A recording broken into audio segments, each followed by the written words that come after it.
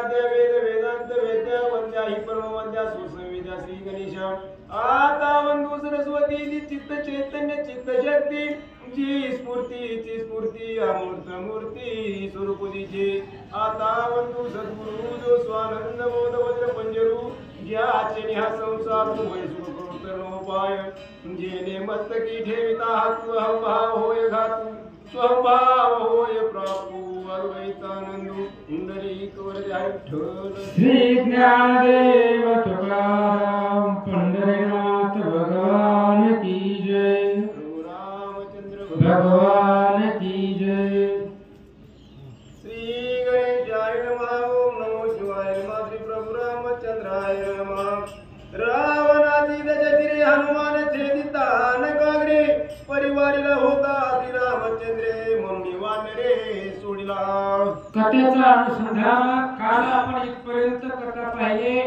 हनुमानजी राजा रावणाच्या सभेमध्ये आलेले होते सभेमधले दिवे विझवून अंधार पाडून राक्षसांना मारलेलं होतं आणि जाता जाता हनुमंताला रावणालाही त्याचा मुकुट काढला त्यालाही मारलं आणि रावणाची जी काही 10 मूर्ती होते ते हनुमंताने एकाच क्षणामध्ये नकाने खुडून टाकले असती जडापेक्षा वेगळी केली असती पण रामचंद्राची तशी आज्ञा नव्हती रामचंद्रांनी तसं सांगितलं नव्हतं फक्त सीता शोधी करा आणि माघारी या अशी ऑर्डर रामाची असल्यामुळं हनुमंतांनी रावणाला मारलं नाही काय करतात ते का तू मारिल्या लंकनात माझा पुरुषार्थ होईल व्यर्थ ऐसे बोलला रघुनाथ तेने हनुमंत न मारीच आणि हनुमंताला रामचंद्रांनी सांगितलं होतं जर तू रावणाला मारलं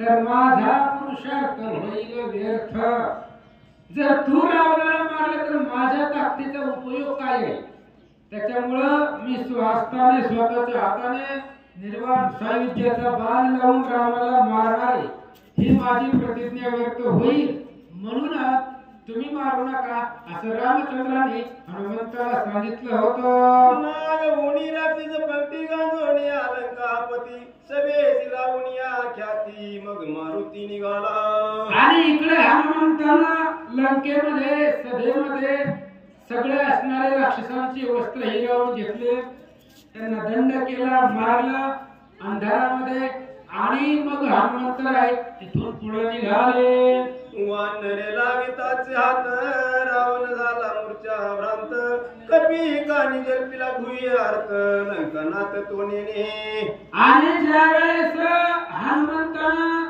हात लावला मारण्यासाठी त्यावेळेस रावण भ्रमित झालं रावणाला काहीच आठवण गेलं काही कळणार गेलं ऐसे वाचित ब्रह्मलिखित लक्ष्मण गदगदा हसत वानरा मुकुंडी वळत करी श्रीराम अशा पद्धतीने ब्रह्मलिखित वाचत असताना एवढं चरित्र हनुमंताचं वाचल्यानंतर लक्ष्मणजीला हसू आलं वानर हसू लागले राजा सुग्रीवाला आनंद वाटला लक्ष्मणजी हसू लागले भगवंत हसू लागले एवढा आनंद हनुमंताच्या चरित्रातून मिळत होता अलंकापती सभा नागविली काळे रीती राती ऐकता हनुमंताची कीर्ती श्री रघुपती सुखावे आणि मग इकडं राजा रावणाला गांजलं गांजून सभा रात्रीमध्ये नागवी करून मारली अशा पद्धतीची हनुमंताची कीर्ती ऐकल्यानंतर रघुपती सुखावे रामचंद्रांना सुख वाटलं आनंद वाटलं ऐका सुखावला लक्ष्मण सुग्रीव सुखावे संपूर्ण सुखावले वानर गण गाडे अंगवन हनुमंता सगळ्यांना सुख वाटलं महाराज काय हनुमंताचा पराक्रम आहे लक्ष्मणाला सुख वाटलं अंगदाला सुख वाटलं रामचंद्राला सुख वाटलं राजा सुग्रीवाला सुख वाटलं का गाडी अंगवन हनुमंताकडे अद्भुत सामर्थ्य आहे अद्भुत शक्ती आहे याचा आनंद सर्वांना वाटला सभेचा पुरुषार्थ रावणा करोणी हाताहत आला सुखवनात हनुमंत महाबळी आणि सभेचा पुरुषार्थ गांजला सभेमध्ये अद्भुत पुरुषार्थ हनुमंताने केला राक्षस सैन्य हात केलं, वाताहात करून टाकलं आणि मग तिथून हनुमंतराय अशोक वनामध्ये आले. सीतेची करावे एकांत हनुमान व्रत्याती गुप्त सीता विरहे विषयासक्त लंकनात तेथे आला. आणि हनुमान येऊन झाडावरती गुप्तमध्ये सूक्ष्म रूपामध्ये बसलेले होते. ज्या झाडाखाली सीता होती त्या झाडाच्या वर हनुमान बसलेले होते. आणि मग विषयी असणारा राजा रावण सीतेबरोबर संवाद करण्यासाठी तेवढ्या वेळामध्ये सीतेच्या पुढे अशोक वनात आला. सीतेची सांगे स्वय रावण माझे करावे त्वावरण तुझं मी माहिती करीन प्रमाण शिवसाक्षी. आणि सीतेला सांगू लागला रावण, ऐक म्हणले, महादेवाची शपथ घेऊन सांगतो, महादेवाला त्या ठिकाणी असणार त्याला समोर साक्ष घेऊन सांगतो, तू माझी त्या ठिकाणी पत्नी हो, मी तुझा दास होतो, दास्य होऊन तुझं ती सेवा करतो आणि माझा तू अंगीकार कर असं रावण बोलू लागला. श्रीराम वनवासीन राज्यभ्रष्टाती दीन त्याचे सोडून या धन राजा रावण होई सीते. आणि रावणाने सांगितलं, सीते काय त्या रामाकड वनामध्ये हिंडणार आहे, अंगावरती घालायला कपडे नाही, बापाने त्याला हाकलून दिलेला आहे. अशा प्रकारचा तो राम हीन दीन राज्य भ्रष्ट आहे. रामाकडे राज्य नाही, सेना नाही, संपत्ती नाही, काही नाही, गरीबासारखं एखाद्या वनामध्ये हिंडतोय.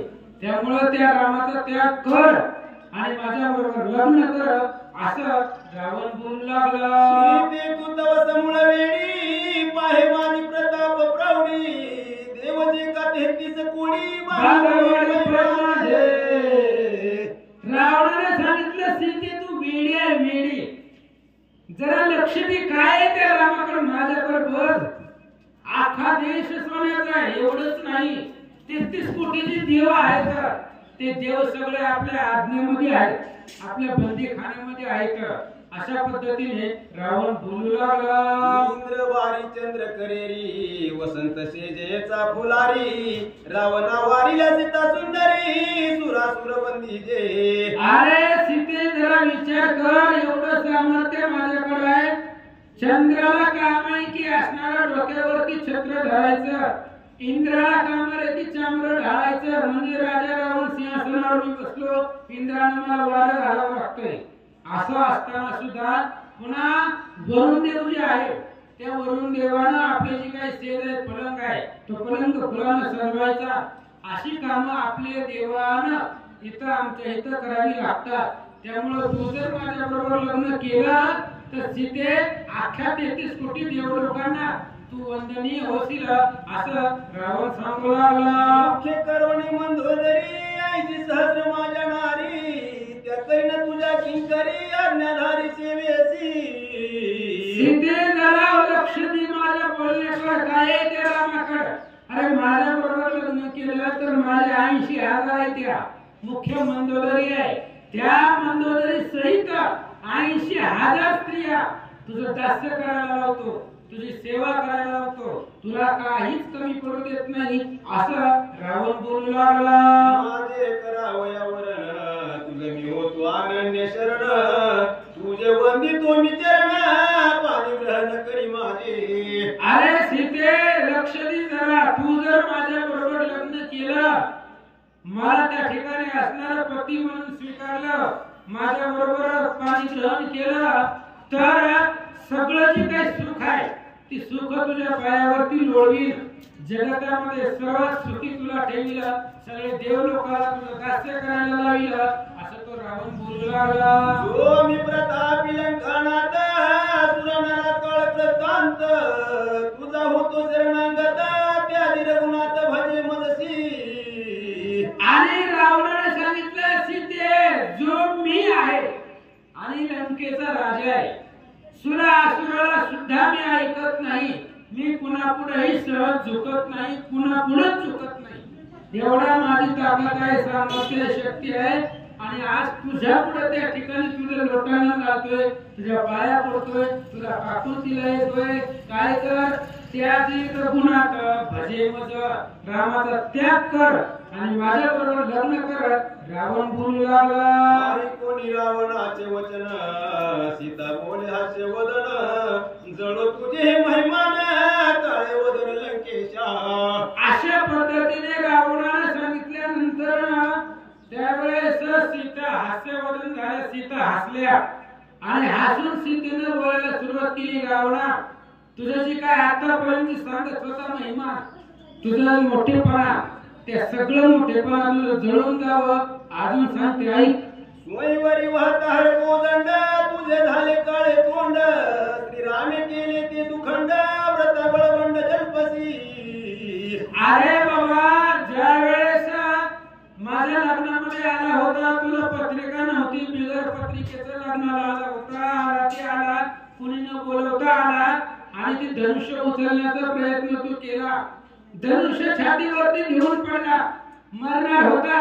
पण माझ्या बापाने विचार केला मुलीच्या लग्नामध्ये कुणाचं मरण नको म्हणून तुला वाचवलंय. जरा लक्षात घे असं सीता बोलू लागल्या. बाळपणी बिंदो निवान घेतला ताटिकेचा प्राण सुबाहू मारून या जाण केला संपूर्ण गुरुयाग. अरे बालपणी काय त्या रामचंद्राकडे ताकद आहे. बालपणामध्ये अवघ्या लहान वयामध्ये त्या रामानं तुझी आजी होती लांबून लागणारी ताटिका, मारित सुबाहूची आई, आणि त्या ताटिकेला रामाने एकाच बाणामध्ये मारले. सुबाहूला मारलं, त्या मारिताला आकाशामध्ये उडवलं. एवढी जास्ती ताकद लहानपणामध्ये एवढा पुरुषार्थ आहे.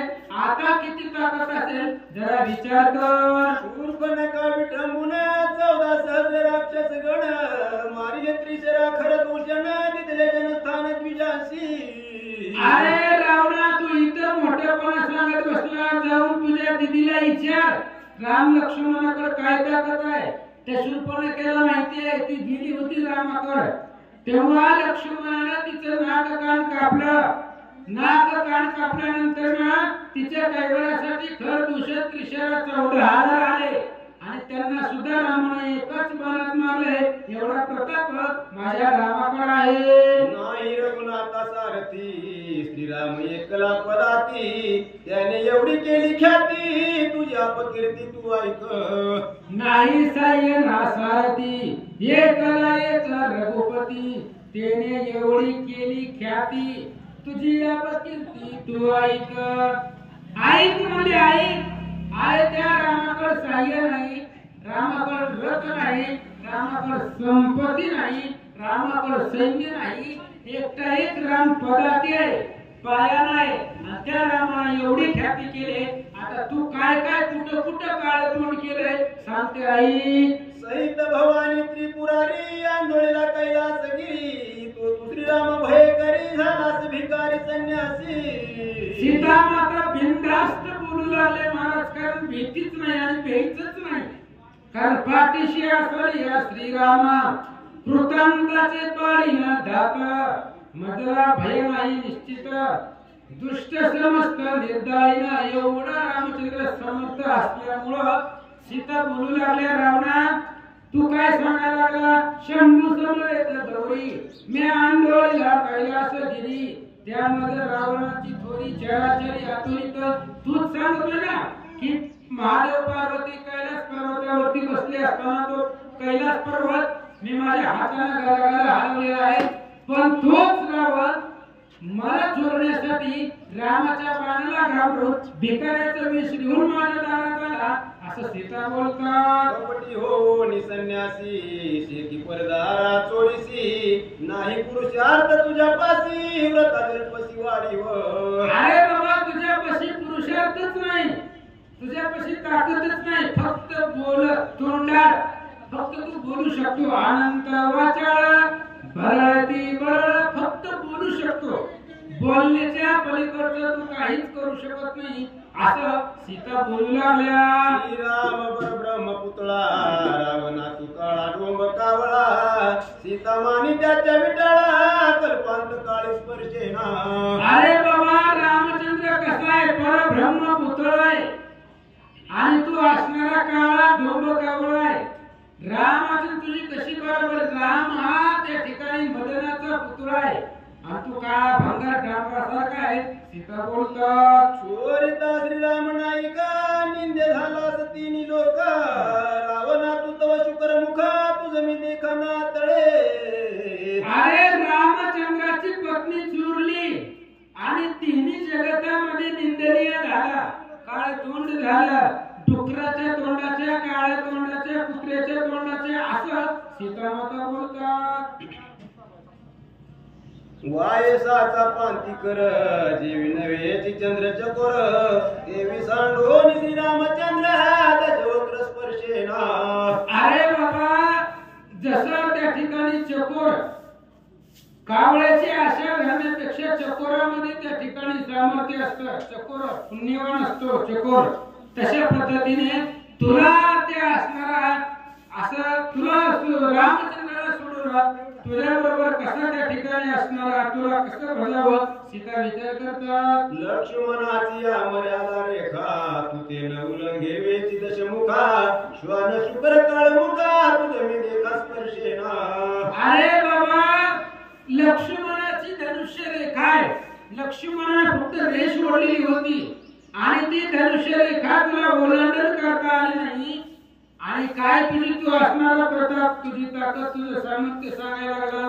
श्वान असणाऱ्या का डुकराच्या मुख शुकर मुखा असं सीता बोलतात. साधू सज्जन सौम्य संता कदा विष्णेशी न लावी हात ते तू पवित्र लंकानाथा तुझ मी निश्चित स्पर्शेना.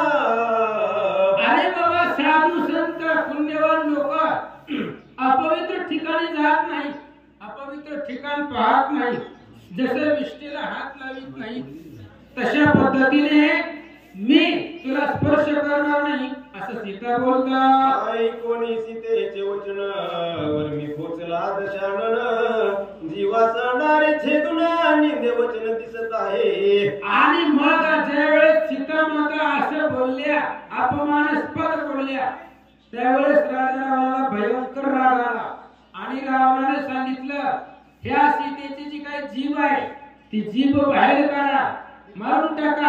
अपवित्र अशा प्रकारे माझ्या पुढेच माझा अवगुणाचं वर्णन करते असं राजा रावण बोलू लागला.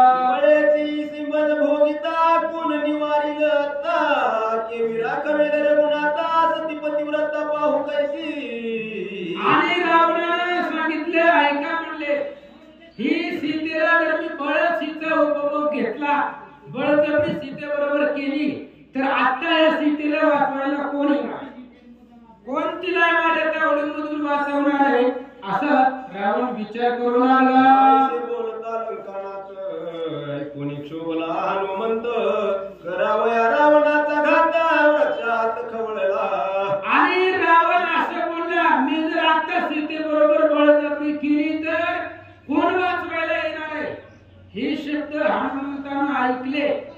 हनुमंताला भयंकर राग आला. काय बोलतात. लवकर हे निद्र वाट वळ पुच्छाचा पैसाट छेदावया दश कंठ कंठ खवळ वळे उद्भट गुरुगुरी.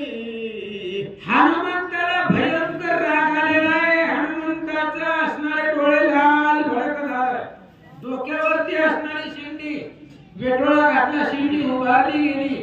आणि मग हनुमंत विचार करतायत, जर या रावणाने सीतेला हात जरी लावला तरी त्याला मारून टाकेल. माझ्या देखता गांधी सीता मी काय एक वार्तकार आता रडत जाऊन सांगू रघुनाथा नपुसकता मुलाही. आणि बोलू लागला कोण. हनुमानजी झाडावरून बोलतायत, माझ्या समोर ही सीतेला त्रास देते, सीतेला बोलताय आणि माझ्या समोर बोलत असताना मी काय फक्त वार्तिकार म्हणून आलोय का. रामचंद्राचा निरोप सांगून निघून जाणं असलं काम नाहीये. एकाच क्षणामध्ये रावणाला मारील, सीतेला सोडील, घेऊन जाईल असा विचार हनुमानजी करतात. सीतेशी लाविताची हात जीवे मारील लंकानाथ येणे बळे हनुमंत वृक्षात गुरगुरी.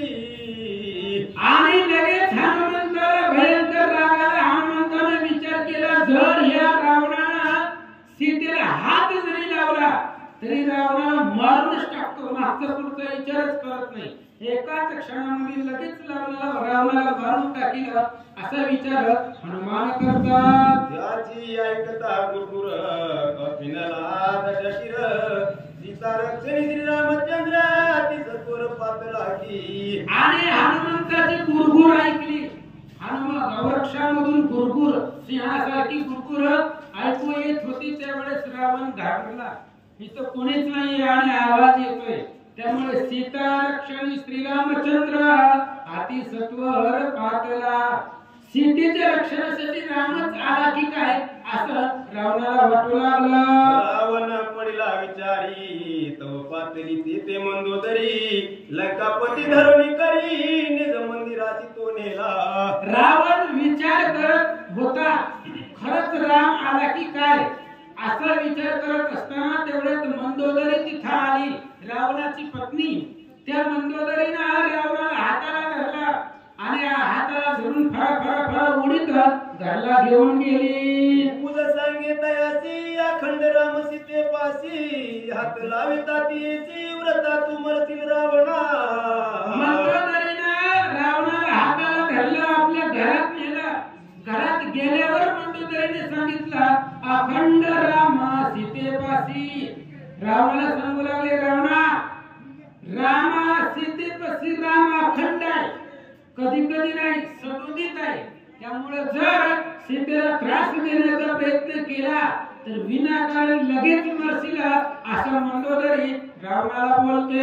ऐशी सांगताची गोष्टी रावणा दुखदुखी लागली कोटी येरीकडे सीता गुरटी वृक्ष संपुटी विलपती. आणि अशा पद्धतीचा विचार करत असताना त्यावेळेस रावणाला धुकधुक वाटली. खरंय म्हणली श्रीमंदोदरीचं बोलणं बरोबर आहे.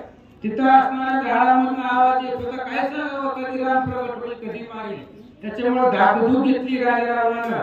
रामचंद्राची भीती मनामध्ये घेतली आणि इकडे अशोकवनामध्ये झाडाखाली बसलेली सीता रामचंद्राच्या विरहामध्ये दुःख करू लागल्या. लक्ष्मण छळता श्रीराम भक्त त्याने अंतर लांबला श्री रघुनाथ मजा कळी लंकानाथ भक्त छळन महापाप.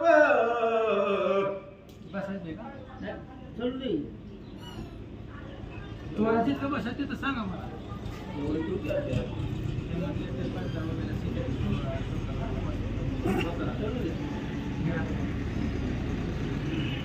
लक्ष्मण छळता श्रीराम भक्त त्याने अंतरला श्री रघुनाथ मजा कळी लंकानाथ भक्त छळन महापाप. बघा महाराज जर दुःख आपल्या पाठीमागं असेल तर आपल्याला दुःखामध्ये पाठीमागचं सगळं आठवतं. ही दुःख आपल्याला का भोगावं लागतंय. काय आपण पाठीमागं कर्म केलेलं आहे त्याच्यावरनं आपल्याला ही दुःखामध्ये आपल्याला भोगावं लागतं. सीता एकांतामध्ये बसून विचार करत आहे मी लक्ष्मणाला त्रास दिला लक्ष्मणाला छळलं आणि लक्ष्मणाला छळलं म्हणून रावणाला आठवले गेले. रावणाच्या बंदीखान्यामध्ये पडले का भक्त छळण महापाप. भक्ताचं छळण करणं हे महापाप आहे आणि महापापी सीता आहे म्हणून रावणाच्या हाताखाली सापडले असा विचार करू लागल्या. श्रीरामाज्ञेचे रक्षण मदपासी लक्ष्मण त्याचे करिता आम्ही छळण बंदे रावण मद घाली. आणि सीता विचार करताय माझ्यापाशी रक्षण होतं संरक्षण होतं. लक्ष्मण रामचंद्राच्या आज्ञेरूपी लक्ष्मण संरक्षण होता. लक्ष्मण आहे तोपर्यंत कोणतेही संकट आपल्याकडे येणार नव्हतं. पण माझी पाप बुद्धी आहे त्या लक्ष्मणाला सुद्धा दुरुस्ती बोलले आणि त्यालाही पाठवलं आणि मी रावणाच्या तावडीमध्ये सापडलं असं सीता दुःख करू लागल्या. छळवाद्याचे वदन कदान पाही रघुनंदन मज साडिले निंदे म्हणून शोक निमग्न छळनार्थी. आणि सीता रडू लागल्या. अशोकवनामध्ये झाडाखाली बसून खूप दुःख करू लागल्या. रामाच्या भक्ताला मी त्रास दिलेला आहे ती रामाला सहन होत नाही. रामाला काही बोलले असले तरी रामाला माझ्यावरती राग त्या ठिकाणी क्षमा केली असते पण लक्ष्मणाला त्रास दिला आणि ते रामाला सहन झालं नाही म्हणून या असणाऱ्या दुःख सागरामध्ये येऊन पडले. सीता बोलतात श्रीराम भक्ताचे छळण पंच महापापाहुनी दारुण मज क्षोभला रघुनंदन बंदी मोचन कोण करील. रामच माझ्यावरती जर राम रागवला तर मला सोडवणार कोण? ह्या रावणाच्या तावडीमधून अशोकवनामधून माझी सोडवण कोण करणार? राम माझ्यावरती रागावलेत. का रागावलेत? भक्त छळण केलेलं आहे. रामचंद्राचा निस्सीम आणि जवळचा भक्त लक्ष्मण आहे. त्या लक्ष्मणाला मी नाही त्या शब्दामध्ये बोलले आणि त्याच्यामुळे लक्ष्मणाचं मी छळण केलं, त्याला वाईट वाईट बोलले. त्याच्यामुळे रामचंद्राचा माझ्यावरती राग आहे. म्हणून रामाला सोडवायला येत नाही. तर सीतामाता बोलतात, श्रीराम भाता दुर्दर्शर लंका विध्वंसी साचार रावण निर्दळी सहपरिवार मद रघुवीर क्षोभला. आणि सीता विचार करतायत रामचंद्राकडे काही सामर्थ्य नाही का? देखो श्रीरामाचा बाण शंकर घाली लोटांगणा. एवढी ताकद रामाच्या बाणामध्ये आहे. रामाला बाण जरी सोडला तर लंकेचं त्रिकुट संपूर्ण उपटून पाण्यामध्ये समुद्रामध्ये टाकेल. एकाच बाणामध्ये लंकेचा विध्वंस करेल. एवढी ताकद रामाकडे आहे. ज्या अर्थी राम मला सोडवायला येत नाही त्या अर्थी रामच माझ्यावरती रागवले. सीता बोलतात, कुठल्या श्रीरामाचा बाण मशक बापुडे ते रावण मद क्षोभला रघुनंदन सखा लक्ष्मण छळताची. अरे रामाचे बाण जर सुटले तर रावण मशक आहे, चिंतासारखा रावण आहे. रामाच्या एक एक बाणापुढे रावणाची ताकद काहीच नाही. क्षणात रावणाला मारून टाकेल. पण अजूनपर्यंत राम आले नाही.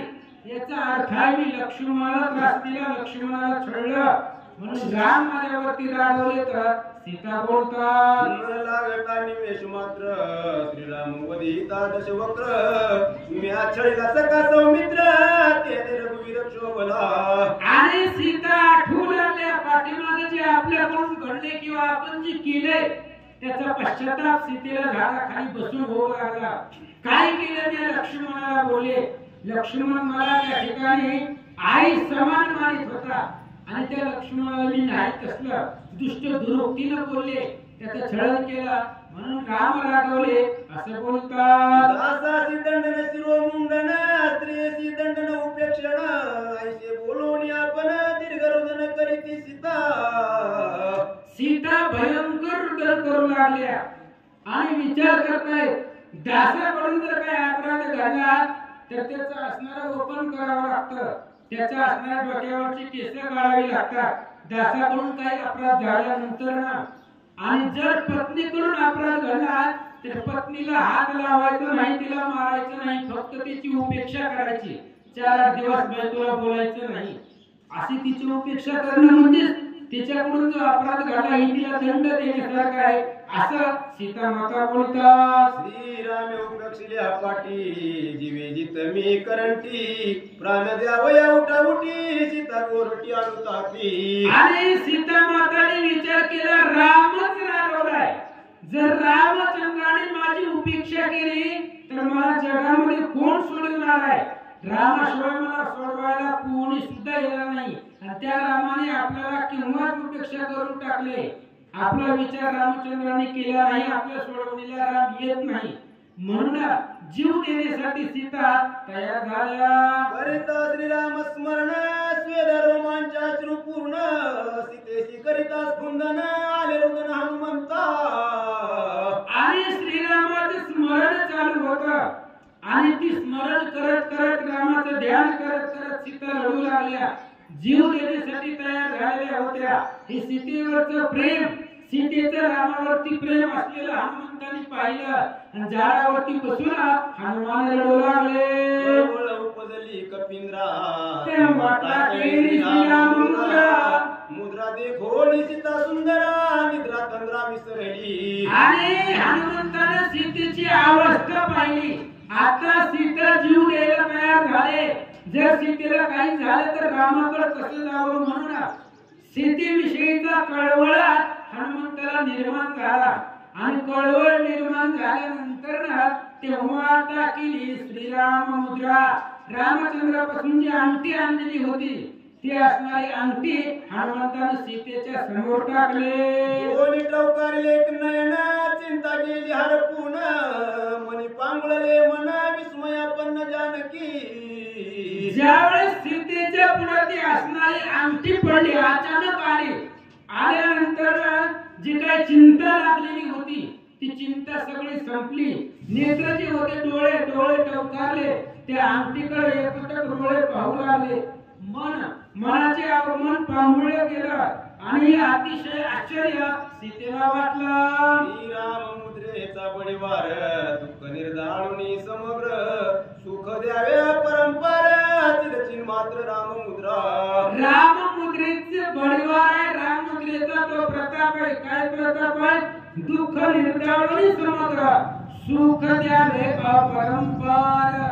राम नामाची जी मुद्रिका आहे त्या मुद्रिकेमध्ये एवढं सामर्थ्य आहे. कितीही टेन्शन पाठीमागे असू द्या, कितीही दुःख असू द्या, राम नामाचं स्मरण केले की सगळं दुःख संपत आणि अपरंपार अशा प्रकारचं सुख प्राप्त होतं. म्हणजे किती जरी टेन्शन मध्ये असला माणूस रामायणाला आला की सगळं टेन्शन विसरतं. डोक्यामधला ताणतणाव सगळा दूर जातो आणि अफाट आनंद त्या ठिकाणी भेटतो. तो आनंद सीतेला मिळाला. दीपिका तेजांधार युक्त श्रीराम मुद्रासी समस्त करुण शशी सूर्य खाद्यत प्रकाशवंत राम मुद्रा. आणि दिव्याचं जे तेज आहे, दिवा कुठपर्यंत असतो? दिवा फक्त अंधार संपवतो. दिव्याचं जे तेज आहे ते फक्त अंधार संपवून टाकतो. पण रामचंद्राच्या मुद्रिकेचे तेज हे दुःखरूपी अंधार संपवतो. रामचंद्राच्या मुद्रिकेमुळे दुःखच होत नाही. अशा पद्धतीची सगळं दुःख बक्षून घेण्याचं, ग्रासन करण्याचं सामर्थ्य त्या रामाच्या मुद्रेमध्ये होतं. मुद्रिका शोभे नामे करी श्रीराम नाम मुद्रिकेवरी राम मुद्रिका बाह्यांतरी सीता सुंदरी सोय देखे. आणि ती मुद्रिका समोर सीता पाहू लागल्या. त्या मुद्रिकेवरती 1000 राम नामावळी होत्या. विष्णू सहस्त्रनाम ते असणाऱ्या मुद्रिकेवरती होता. सभायंतर आत आणि बाहेर दशावताराच्या टीका होत्या. सीता ती मुद्रिका दृष्टीने पाहू लागल्या.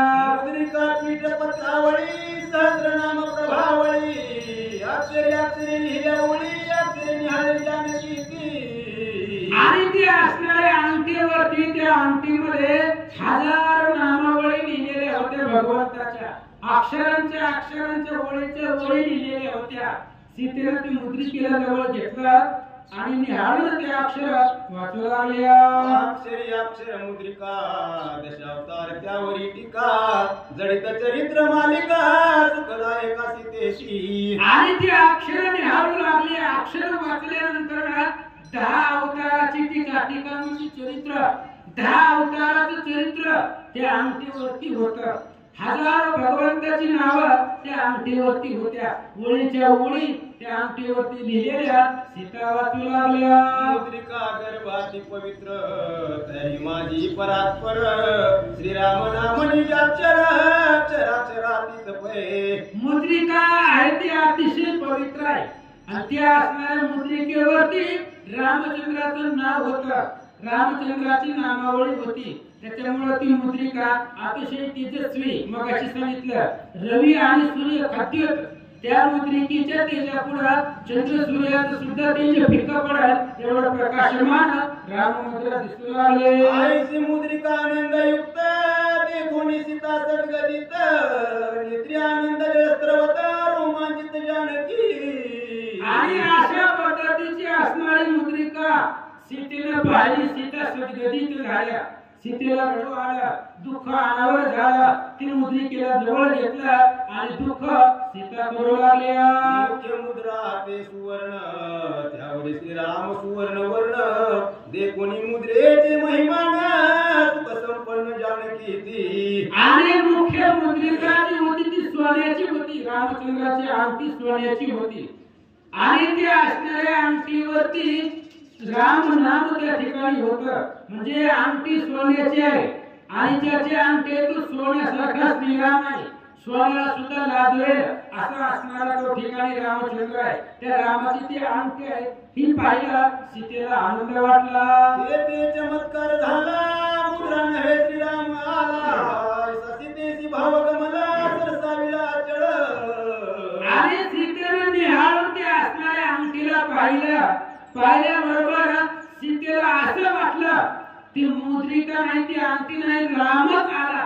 आणि राम आल्यामुळं आपला नवरा आल्यामुळं सीतेने डोक्यावरनं खाली पडलेला पदर सरसवला, पदर डोक्यावरनं घेतला, त्या मुद्रिकेला राम समजला आणि काय संवाद करतात ऐका.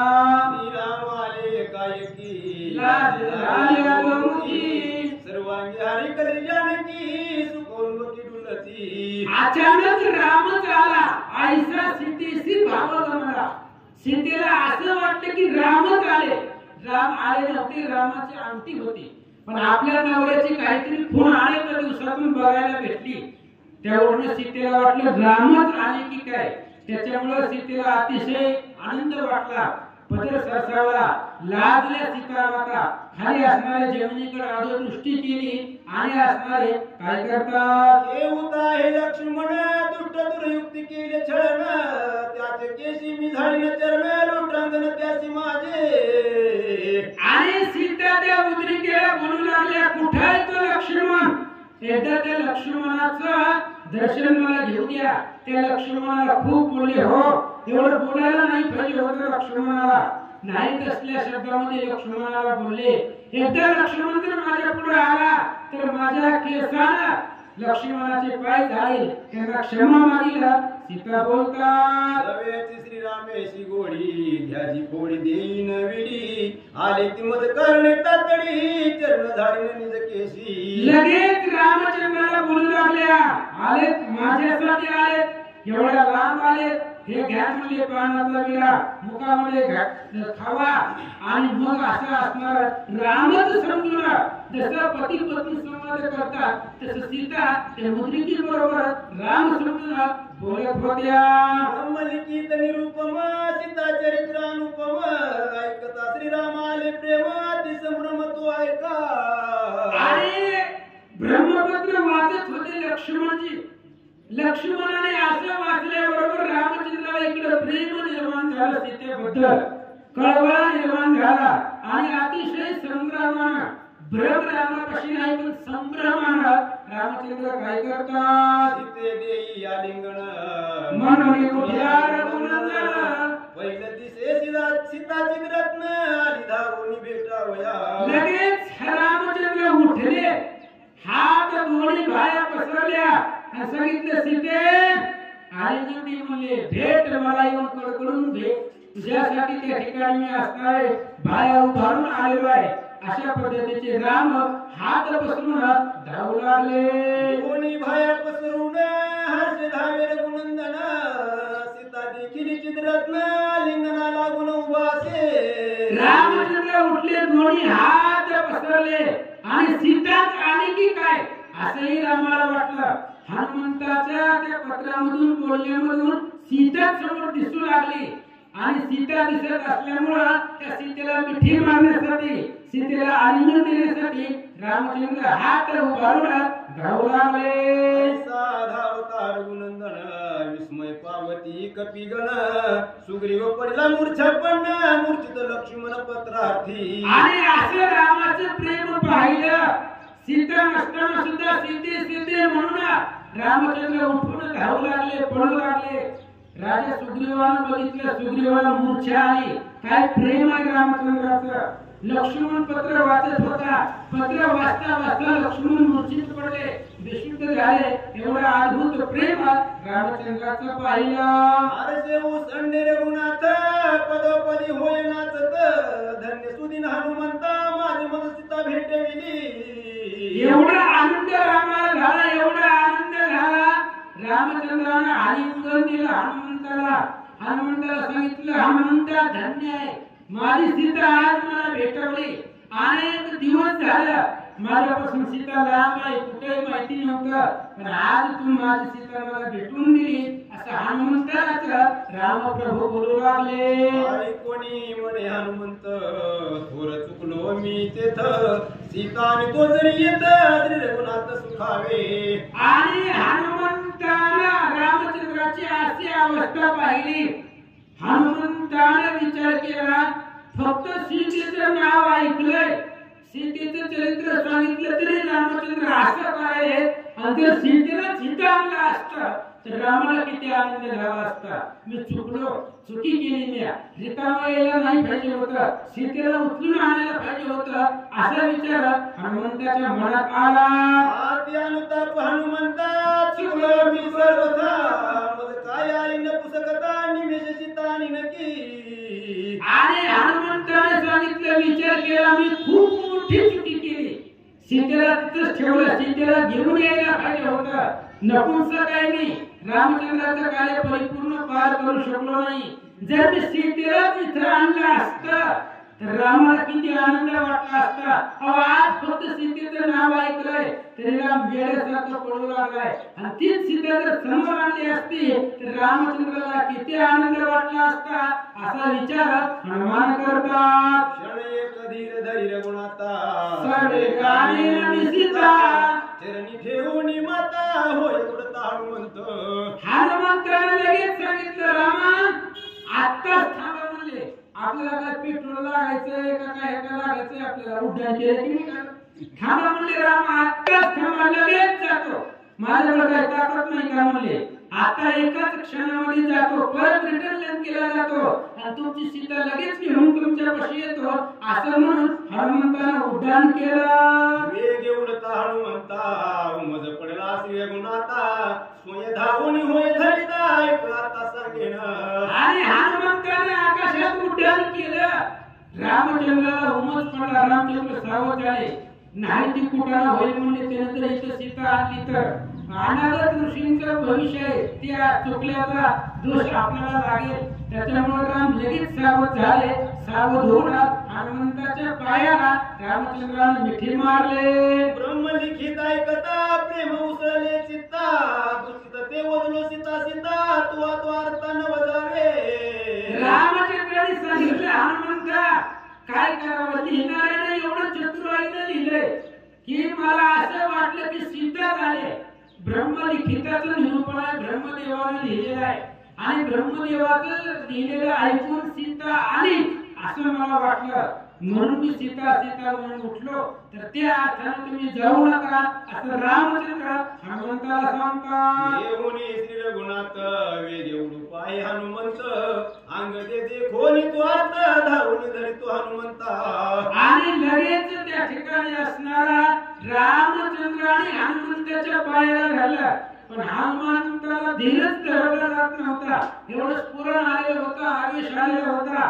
रामचंद्र सहित हनुमंताला उड्डाण केलं, अंगदानं पाहिलं, अंगदानं रामाच्या पायाला धरलं.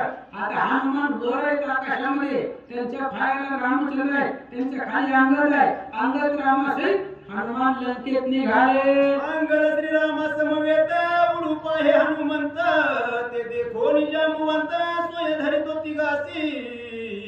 अंगद आणि रामचंद्राच्या सहित हनुमान आकाशामध्ये उडाले होते. ते जांबुवंताने पाहिलं, जांबुवंताने उड्डाण केलं, अंगदाच्या पायाला धरले. आता हनुमान, रामचंद्र, अंगद, जांबुवंत यांच्या सहित हनुमान निघाले.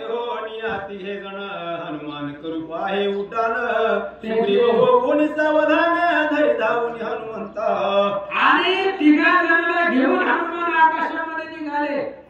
त्यावेळेस सुग्रीवाने बघितलं, सुग्रीव म्हणले सगळेच लंकेला गेले, आपण इथं बसून काय करायचंय, म्हणून लगेच सुग्रीवाने उड्डाण केले, हनुमंताच्या पायाला धरलं. आता हनुमंताच्या पायाखाली आशीष झालं, हनुमान एक नंबरला आहे, त्यांच्या खाली राम आहे, त्यांच्या खाली अंगद आहे, त्यांच्या खाली जांबुवंत आहे, त्यांच्या खाली सुग्रीव आहे, आणि चौघांना घेऊन हनुमान लंकेत निघाले. सुग्रीवाही समस्त उडी पाहे हनुमंत, तो लक्ष्मणे धावून येत वरी तो निज बळे. आणि सुग्रीवाला सुद्धा घेऊन हनुमान निघाला होता. लक्ष्मणानं बघितलं, लक्ष्मणानं ग्रंथ बाजूला ठेवला, म्हणलं पोथी थोडी बाजूला राहू द्या, आणि लगेच असणाऱ्या हनुमंताच्या पायाला धरलं. आता 5 जण झाले, आणि 5 जण सहित हनुमान लंकेत निघाले. पूर्णे खवळला हनुमंत, अंगद सुग्रीव जांबवंत, राम लक्ष्मणा समवेत लंक्यात निहू पाहे. हनुमंताला तेवढा आवेशच आलेला होता, स्फुरण आलेलं होतं, म्हणून 5 जणांना घेऊन हनुमान हनुमान लंकेमध्ये निघाले पूर्णाने रागवलेले होते. त्यामुळे रामचंद्र, लक्ष्मण, अंगद, जांबवंत आणि सुग्रीव असे 5 जणांना घेऊन हनुमान लंकेच्या दिशेने निघाले. पंचफळे वृक्षावरी ते विपाच वीर त्यावसरी निहू पाहे लंके भितरी ते विपरी अवधारा.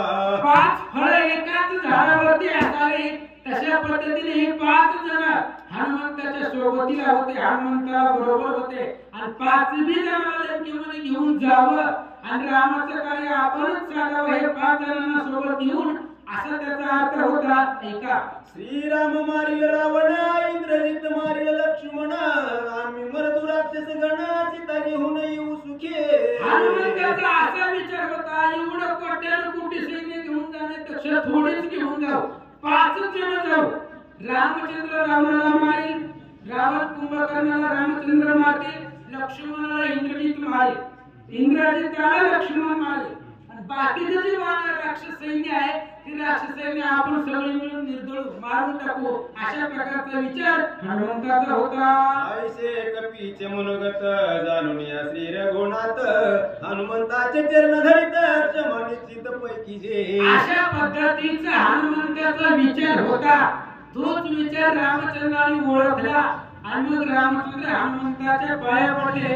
काय सांगतात? श्रीरामे धरिता चरण हनुमान घाली लोटांगण तुझ्या ज्ञानुप्रमाण प्राणांती आपण न उल्लंघी. रामचंद्राने लोटांगण घातल्याबरोबर हनुमंताने सुद्धा रामचंद्राला लोटांगण घातला, नमस्कार केला आणि हनुमंताने सांगितलं भगवंत तुमची आज्ञा आहे, वेदाला सुद्धा उल्लंघन करता येत नाही, आम्ही कसं करावं? हनुमान बोलतात, तुझ कळली चित्रेची अवस्था तिच्या नवया शीघ्रता धिटपण केले मी आता क्षमा सर्वता मदती जे. आणि हनुमंतराय बोलतात रामा माझा काय जाण्याचा उद्देश नव्हता, हे पट काय सोपं केला जाणं येणार, पण काय करावं तुम्हाला सीतेची अवस्था, तुम्हाला सीतेचं प्रेम जे आहे विरह सहन झाला नाही आणि ते मला बघूच वाटला नाही, म्हणून विचार केला जाऊन सीतेला आणावंच अशा विचाराने मी उडालो होतो, क्षमा करा. हनुमान बोलतात, ऐसे बोलून आपण धरले श्रीरामाचे चरण रामे दिले आलिंगन समाधान स्वामी भक्ता. अशा पद्धतीने रामचंद्राने हनुमंताला आलिंगन दिलं, हनुमंताने रामचंद्राला मिठी मारली. देव आणि भक्त स्वामी भक्ताला एकच आनंद झाला. एका जनार्दना चरण हनुमंताचे बळ संपूर्ण सुग्रीव आणि लक्ष्मण वानर गणवानी ती. ग्रंथ करते श्री संत एकनाथ महाराज सांगतात हनुमंताचे बळ संपूर्ण आहे, परिपूर्ण बळ आहे. त्या बळाचं वर्णन लक्ष्मणजी करतात, राजा सुग्रीवजी हनुमंताच्या बळाचं वर्णन करतात. एवढं अद्भुत बळ हनुमंताकडे आहे. बळ अद्भुत हनुमंता पुढील सीतेची अवस्था ब्रह्मलिखिताची कथा सावधान अवधारा. अद्भुत अशा प्रकारचं बळ हनुमंताकडे आहे. आता पुढे सीतेची अवस्था काय, आता रामाची अवस्था सांगितली. इकडं प्रसव नावाची गुहा आहे, त्या गुहेमध्ये ब्रह्मपत्र वाचन चालू आहे, त्या वाचनामध्ये रामचंद्राची अवस्था कशी झाली ते सांगितलं. आता ब्रह्मपत्र ऐकत असताना लंकेत सीतेची अवस्था काय आहे लक्षात येऊन ऐका. स्वस्ती श्री भावार्थ रामायणे सुंदरकांडी एक कार्तिकाया ब्रह्मलिखित हनुमंत प्रताप वर्णन नाम सप्तविंशतितमाध्याय गुणा श्रीरामचंद्र अर्पणमस्तु शुभम भवतु. पुंडलिका वरदान विठ्ठल.